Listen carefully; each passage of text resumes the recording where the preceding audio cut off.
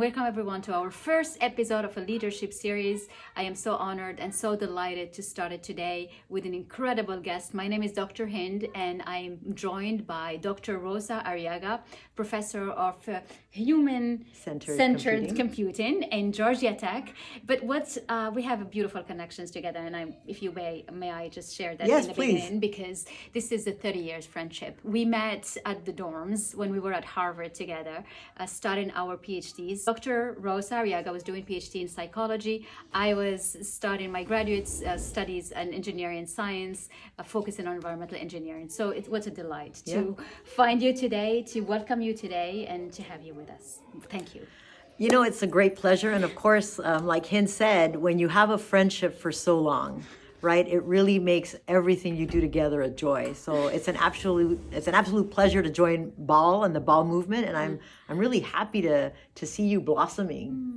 Thank you for saying that, really. And I'm so happy to see you so beautifully developing the incredible and cutting edge technology using computer into cognitive science and human behavior. Yeah. And this is what we're going to learn with you today. Yeah, sure.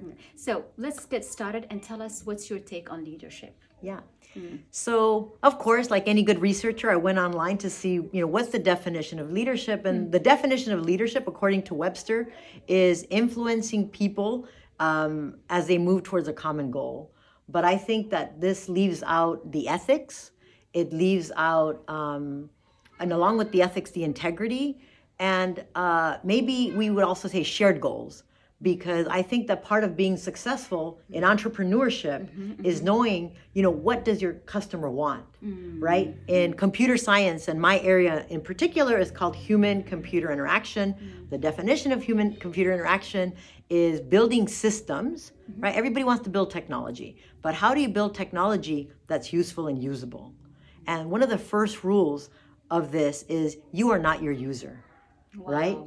You have to understand the shared goal, the goal of the user. It's not enough for me to have a belief in X or Y or Z. You have to know how is it going to be useful? And I always tell my students that the usability is fine. We can make a user-friendly system, but how are we going to know that it's actually useful, that it's helping people meet their goal? And so I think that these aspects of usability, of utility, are really the core function of entrepreneurship, right? Exactly. And so, a lot of what I do, so I work in health and wellness. And so for me, it's how do I think about my goals as a researcher, but how do I meet the community? And how do I make sure that people are getting what they need from my systems and not just what I want? I love this. This is so unusual and so refreshing, because whenever we talk about computer science, advanced science, we stay all in the science, but your ability to bring that back to wellness and human, I think this is incredible. Does it come because you have a PhD in psychology, do you think? I think it doesn't hurt. I think that, one of the things I say, if you look at my website, is that I use, theories and concepts from psychology. And so I think that when we're looking at health, when we're looking at well-being, it has to be about behavior change, right? And, and so what I think about is how do we move? So back to those goals. Yes. How do we set goals for ourselves? And then how do we start moving towards them? Because that's the other thing. It's how do you come up back to your believing and acting and leading, right? How do you start to formulate that belief system that's going to move you towards your goal? Because it's not enough to say, I have a goal, right? If you don't have action, you don't have anything. You don't have any. I love right? that. And so I Exactly. think that it's really core to what you're doing. Yes, in fact, and I will remind our viewers that BELL method stands for believing in yourself, believing in the possibilities, believing in anything you want to really create or any goal you want to attract into your life. But if you believe without taking actions, then it stays just a dream. Yes. And unfortunately, a lot of people wait for things to get better or the perfect timing to do things, but everything starts in the movement. And you are the absolute role model of what movement is, because you were in psychology. You knew that life is moving. You gotta be in this movement and computer and understanding. Yes. And you are now a reference in that. I'm so proud of you. And So of course when Hynd met me, I was studying infant cognition. Okay. Yeah, babies. I studied babies. So, you know, my dissertation topic, my dissertation talk was basically mathematicians in the cradle, fact or fiction. What does that even mean? I don't know. Right? And so how did you come up with something so advanced? Because you were really young. Yeah, but the point is that, again, back to believing and acting, right? And then leading. And leading. Right? I moved to Georgia Tech. And I had to reinvent myself. Exactly. But it wasn't enough for me to believe that I could do it, right? It took the various actions, started teaching the classes. So I started teaching classes that were in my expertise, which is cognitive science. Yeah, wonderful. And then moving towards human-computer interaction, which is a subfield of computer science. And then, you know, finding that interaction, right? Yeah. Leadership means that I was able to bring my values as a psychologist, as a developmental psychologist, right? To be able to act in the way that a psychologist acts, but then lead within computer science, right? Amazing. And so I think that that's the really interesting part about what you're doing, Hynd, that you're really getting people to know that it's not enough to dream if you don't get up and do something, right? And then that leadership is contextual, right? What it means to be a leader in computer science, what it means to be a leader in other areas have to be contextualized. So what I would add to your, you know, to what you're talking about is this idea that we have to, being a leader means understanding the goal of our user, right? It's not enough for me to say, oh, I have this idea. And I'm leading myself through the idea. No, exactly. Yes. And so I think that that's really the key to entrepreneurship. I love that, which means like you have your goal, which is your own success, and you believe in it, you take actions, you move yourself, you lead yourself through it. But that's not enough, because alone you will never get to that goal. That's right. The goal is a co-creation, a co-creation with another pool of users and clients and partners and whoever you are working with, and you have to have the ability to understand them, to iterate and bring that all in while you're continuing on your movement. That's right. I love that. It's so brilliant. Yeah. Isn't that amazing? Yeah, it is. And I think that, part of what you talk about with the BELL movement is really this iterative process, right? And then it's also being nimble, right? How can you get that feedback and act on it? Because that's going to be the difference. And we were talking yesterday about frequency, and you can remind people about it. Yes. But to me, and you and I have, the thing about having PhDs from Harvard is that we're always going to talk about the theory. Yeah, exactly. Right? Yes. And so at some point yesterday, we started thinking about the theory and then me, because now I used to be very theoretical. Now I'm completely practical. Yes. I said, but Hynd, it's not just about the frequency. It's literally about that iteration, that back and forth. It's about the doing, the acting loop, right? And so, I think that's what I like about what you're doing. I love that. But, full disclosure, we're palsies, so. But even then, that's incredible. And I think your work is wonderful. So you could maybe share a bit about what does it mean, human behavior integrated into computer science? How does it connect to artificial intelligence? How does it connect to our daily wellness? So give us some examples about the work you do. As I was saying, I work in this area of, you can look me up, human-computer interaction. So can you tell us about the website? Obviously, it will be under it'll the be video, there. But the name of my lab at Georgia Tech is Ubiquitous Computing, Ubicomp, Health and Wellness. And the idea is that, I love this statistic. The computing power you have in your phone is more than what it took to get man to the moon. Wow. That's crazy. I didn't even even know that. Yes. So then how can we use the power of the phone, right, to get people to move towards wellness? Yes. And I'm not even saying health, right? How do we get you? Because I think that's the other thing that's difficult. How do we engage people to start moving towards their better self, right? And so I say that I work in human-computer interaction, the subfield of computer science. We look at usability, right? Can you make it user-friendly? Because if it's not user-friendly, they're going to drop your app, right? But is it useful? At the end of the day, if I say that I'm working for children that have asthma, is their asthma going to get better? And the answer is yes. If you want to look up the paper, it's called A Text Message a Day Keeps a Pulmonologist Away. It's one of my favorite titles. I love that. But more recently, I think I take this ecological approach. And this goes back to this idea of acting and leading. It's not enough about the individual. It's about the entire ecological context, right? We were talking about diabetes. We were talking about the scourge that is diabetic ulcers. And if I think about, my mother or my grandmother, and I say, I'm going to build an app for you so you can take pictures of your foot. She's not going to. One of the jokes that I tell my students is in a bad week, I can't take a picture of my own foot. That's right. So how am I expecting my mom to exactly, do it. my 70-year-old person? So then how do we build these computing systems that work at the various levels of the ecology, the individual, the family, the community? How do we start thinking about policies that impact individual? Yes. So we think about patient engagement, right?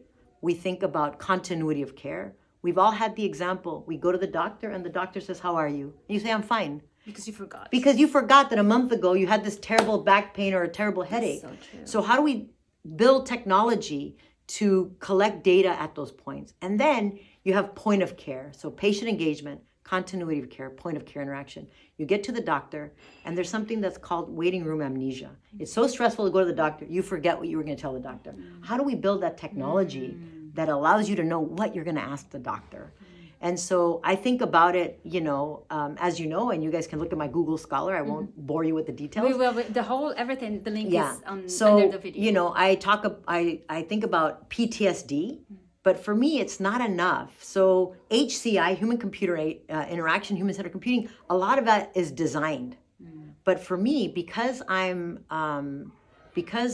look at medicine, I look at health and wellness, for me, I have to have a gold standard. And that gold standard has to be clinical. Okay. And so with PTSD, I look at the gold standard of care, which is prolonged exposure therapy, just in case you wanted to know. With diabetic foot ulcer, I look at a comprehensive foot exam. And then I build all of this into this super machine, which is the phone. Incredible. So how is it that you have this ubiquitous technology to address everyday concerns? That's incredible. It must be so fulfilling to know that you are changing and impacting people's life. And I think that's probably what is the most beautiful about understanding what science is for, is when you link it directly to human. Yeah. And how does it feel? Like, how do you see that your students, how do you track them? How are they in developing and being successful as, when fulfillment is growing and has an impact? Yeah. So we go back to leadership and our values. And for me, oftentimes in computer science, we build something, we put it out there, and then we say, well, if it has negative impacts, it's your problem, not mine. But for me, I think I always want to feel that if I'm working within a given community, that they're going to be better off, for having interacted with me, right? I take my job as a researcher at a state university very seriously. Georgia Tech, as you know, it's one of the top 10 programs in computing. It's a real engine, right? Academia. Research is an engine for economic improvement in the state of Georgia. So I take my work very seriously. And so how can I go beyond even Atlanta?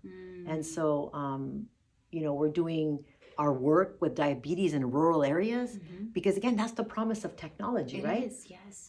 We can put a man on the moon, but can, somebody in rural Georgia have the best care for their diabetic foot ulcers? That to me is just as important. It is. So my value and really with my students is really, how do we make sure that everybody's going to be at least educated about diabetic foot ulcers, right?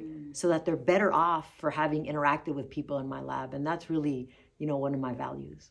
Well, thank you for doing this on the name of the all human being, because helping, when we don't know what to do, and you can just bring us something on the phone, it just makes life much easier. That's incredible. And I love that. And this whole method about mel method and the leadership, the way I see it and the way we see it with my clients, with everyone in our programs, it's really the moment you find the why behind what you do, everything seems to become more creative, and things seems to be falling together. As I think about the strength of your method, Hynd, I also think it's this idea that,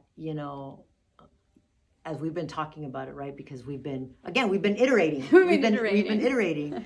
But I also think it's about that balance, right? Yes. How is it that you're gonna, meet the goals of your users without losing yourself? Because that's the other thing. If you make yourself unwell through trying to meet some goal, that's really not serving a greater purpose, right? And so I think coming back, like you said, to that why, coming back to understanding what are your beliefs, coming back to understanding how you act, and then always coming back to thinking about what are your leadership values, right? How are you sure that you're actually leading by example? Because I think that's another thing that's very important. And that as you think about, what does it mean to be a leader? What does it mean to move towards goals? It really is the shared goals and the belief in yourself, but also the action, and then the goal to influence others in a better way. I love that. I love the way you put it, and I love your description of leadership, because leader is somebody that shows other the way, and it's not by telling them you gotta go this, you're gonna do this, but just being by example, and acting with all the values and everything, and following a mission that is clear. And when people are aligned with that mission, you're leading them very naturally, and you become the magnet to everyone who wants to push themselves even more. It's like, look at what she's doing, look at this. And to me, you're an incredible role model, an incredible leader, because you have led yourself through all the changes. You lead in yourself by example for all your students and everyone else. And I know that your course has been taken by like 500,000 people, isn't it? Half a million, imagine, half a million. So your impact is beyond Atlanta, more than you can even imagine it. And I'm sure whoever is watching us, how can they get access to that beautiful course today? So again, the great thing about Coursera, and Coursera is the equivalent to edX, is that that was the promise of the internet, right? That all the education was available for humanity.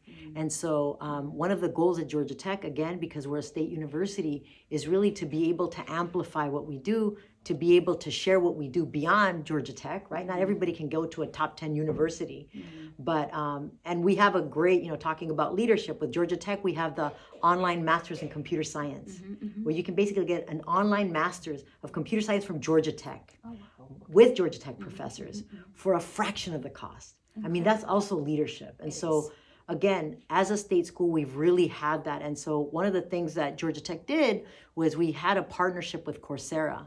And so the idea was that the class that I teach in human-computer interaction, in user experience design, that's the name of the class, UX design, we can make it accessible to everyone, and everybody can take the class, and you don't have to finish it, right? And so we've had 500,000 people started, we've had 50,000 people finish it, but really it's the opportunity and the promise of leadership. And I think that's, I think that's one of the things I really value being at Georgia Tech, is that we do lead by example. We do make things accessible. You can, just like I reinvented myself at Georgia Tech, right? I came in as a developmental psychologist, and I came out as a tenured professor of computer science. Incredible. Same thing, Georgia Tech.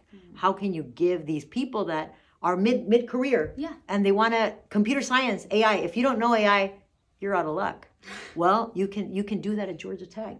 You can go to the OMSCS and really upskill yourself. So I think that's one of the great things about my life now. But I mean, of course, everybody knows your story, and you also reinvented yourself, right? You were looking at water the last time I looked at you. That's right, right? So, from going from water to ball, that has been a lot of reinvention. A lot of reinvention, a lot of iterative work, right? It is a lot, But that's the thing, we're still in it. That's incredible. Yeah. I love that. Yeah, it was Isn't so that nice. fun? I haven't spoken about water for such a long time, That's but right. this is how we knew each other. That's right. I That's was right. like doing all this depth and research about water management and environment. Yeah, you But were doing simulation. Simulation. Before people knew what simulation was. Exactly, I was. You were. And I was doing the most sophisticated That's programming right. is That's operation research That's in a right. very advanced way, Yeah. which I never talk about. right. But behind what That's we've right. done, there is so That's right. much science, so much thinking, That's so many right. hours. Yeah. And that we could share. We had so Yeah. much fun talking Yeah, we about had the a lot of hours fun. we spent Yeah. and tough moments, because you need to have such a resilience to go through all of that. Yeah. But keep on believing in yourself. Yeah. It's all what it is. And it's very interesting, Hynd, because as I think about, as I analyze you, Yes. you really started at the macro, Yeah. right? And then Yes. you've now gone to the individual. Exactly. That's and I did the incredible. opposite, right? Yeah. I looked at the individual, Individual. and then I thought about how do you build that into Yeah. a kind of a broader ecology. Yeah. So. I love that. But that's Bal, right? Bal And is Bal is actually about that. believing and acting and leading. Leading. And I'm so happy to see you and to spend time with you. Me too. It's really nice. It feels good. Yeah, it it feels really good. It feels good to have this, clean intellectual mind. Yep. But a beautiful heart Yeah. also. And Yeah. I think what have never changed us Yeah. is the fact that the heart stays the same. That's right. The environment changes, our sectors change. Yeah. Yeah. You go from psychology to computer, you mix them all up, because Yeah. what you're doing, you're mixing it in such a beautiful way that you are like before AI, and this is who you are. Yeah. I was in water, was in the environment. I moved to finance. I then went to entrepreneurship. Now I'm doing leadership, and I'm helping women Yes. creating wealth Yes. in their hands. Yeah. And to me, it's not changing. Yes. Sometimes people ask me, why did you change? I'm like, I haven't changed. That's right. I just elevated to another level. The context has changed, right? Your values are the same, right? You always wanted to have impact. I You were always doing it wanted at that macro level, Yes. and now you're at the individual level, Yes. right? Yeah. So I think, we go back to these core values. So what are your core values? And I think your core values were always, making the world a better place. Absolutely. Now you're making the world a better place, one person at a One- time. exactly. Before you were doing it at scale. Yeah, So, and I love the one person at a time, because, and even when I do my classes, and even now, we're talking to the person looking at us, and we're so happy and honored to have you with us. It's really for you, because it's one person. Every person has such a great value, and even the computer made it like a click is just a click, but it's not. There's a human There has to being be action, behind. yeah. There is a human being that we are interacting with. There are like 500,000 people who clicked on your course. These are human beings who wants to understand more about computer, about behavior, about well-being, and that's incredible. And this is what we want. It's like you do the work so that more people can hear about it, can get impacted. That's really wonderful. So let's wrap up by you giving us a beautiful advice to whoever is watching us. What can you say to your younger self? One of my favorite things from my advisor, right? And of course, at Harvard, everybody has a famous advisor. That's true. And so one of my favorite things that my advisor would say is that chance favors the prepared mind.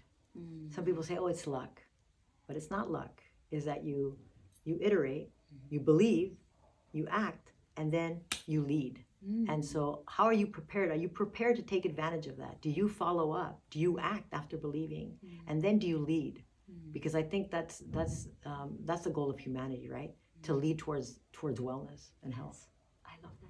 Yeah. It was beautiful. Thank Thank you you. so much. What My an honor pleasure. to have you. My pleasure. Goodbye, community. Thank you so much. Thank you everyone for watching us. This is a beautiful leadership series. We will meet again with Dr. Rosa Arriaga. She's in my heart. You'll always That's come right, back. that's right. We'll meet here in That's Morocco right. or somewhere else in the That's world. right, somewhere We else in will the see. But one thing is for sure, you are a leader and you can become a leader right. if you so choose. And you have. If we are here, it's because we have each one of us has a role and has a mission, and we just have to take action on it. That's right. Okay. Thank you for.